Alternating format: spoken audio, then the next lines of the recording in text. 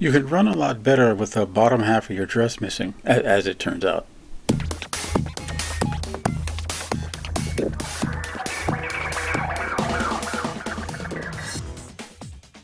Hi, I'm Mark, and this is Subliteral Network. I make art and comics, and thanks for watching. Remember to hit like and subscribe and to leave your feedback in the comments.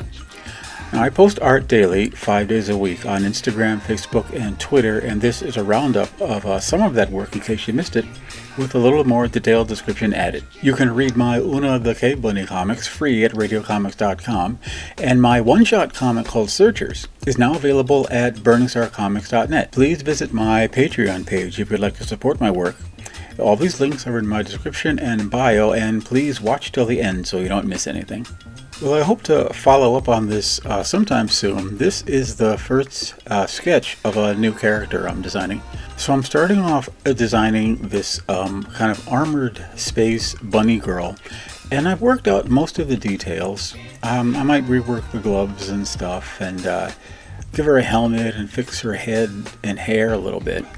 I like most of it, but 2 or 3 more passes at it to kind of work out some of the details, and I think I'll get something that I really like.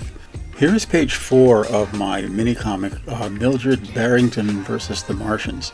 At this point, she's lost the entire bottom of her Victorian hoop skirt fighting the Martians, and she's running through the backyard to escape them. So this is drawn pretty small. It's about like 5 by 4 inches on a piece of paper and Sharpies and stuff. And contrary to my usual habit, I used a typeface on this instead of doing my hand lettering. I wanted to give the comic kind of a sense of a, I don't know, kind of a journal entry or something from a book.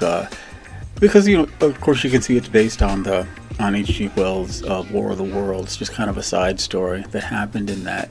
So I wanted it to have kind of maybe a more literary feel or something. I do have the idea that I should probably draw her running around without most of her hoop skirt again, because that was kind of fun. And the top half of that dress is really interesting, and so is the bottom half, and so is it without the bottom half.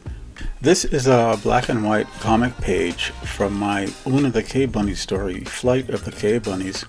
And I was drawing these pages at about 11 by 14, which was kind of more comfortable for me, rather than going to the 11 by 17 standard comic art page size. I tend toward big panels with big action. You know, I've never really liked a page full of tiny panels with dozens of angles on a conversation going on. It just seems really laborious and not exciting. I don't know if anyone out there really used to read the Valiant comics when Jim Shooter was editing those books, and they were filled with those pages filled with tiny, small, and micro panels, and I never thought that those made the most exciting or the best looking kinds of comics. So I always tried to do things like this. You can see in the first panel the pterodactyl rider has, you know, the pterodactyl's been flying by silently at this incredible speed. She's jumped off of it and she's using the momentum to rocket herself towards Una for like a sneak attack. I mean, comics should show you stuff that you don't ordinarily see, I think. I think that's one of the greatest strengths that they have. And so it's not really likely you're going to see pterodactyls flying and cave bunnies leaping off of them, you know, like to attack each other. And to me, like, that is just the stuff of comics. Also, I was taking a very light hand with the inks. I wasn't putting in a lot of blacks. You know, you can see I have a few black areas there, but I was really doing what I interpreted as leaving it open for color. So this next page shows kind of what I mean.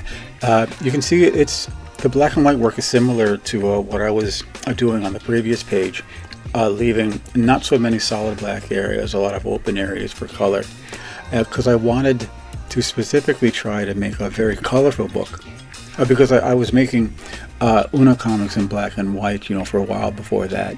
And when I decided to go into color, I just said, let's just push the color, you know, as much as I can. Also here in this panel that I singled out, you know, you can see that, once again, I was doing my hand lettering, which I was, at this point, I was hand lettering it on separate paper, scanning it in, and combining it in Photoshop into the finished art. I still have a thing for hand lettering. You know, I used to do it for money back in the old days, and I think I really got I developed a text and a font and a style that I really liked. Plus, somehow it's really soothing to hand letter something for me.